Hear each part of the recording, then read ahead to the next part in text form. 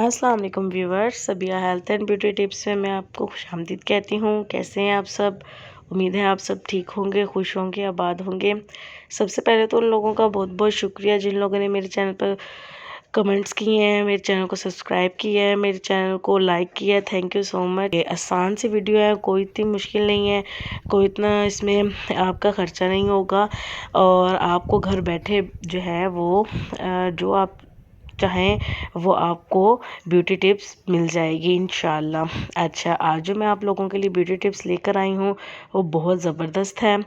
किसी भी पार्टी या फंक्शन पे जाने से पहले आप अगर ये स्क्रब कह लें या मास्क कह लें अपने फेस पे अप्लाई करेंगे तो इंशाल्लाह मुझे पूरी उम्मीद है कि आपका चेहरा पूरे फंक्शन में ग्लो करेगा और बहुत ज़बरदस्त इसके नतीजे आपको हासिल होंगे।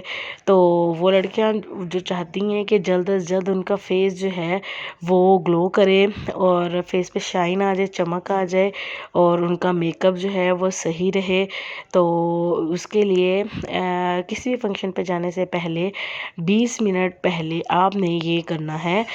तो इंशाल्लाह देखिएगा कि आपको इसके बहुत ज़बरदस्त नतीजे हासिल होंगे। आपने क्या करना है, 2 चम्मच शहद में 1 चम्मच खुश्क दूध कोई सा भी आप ले सकती हैं।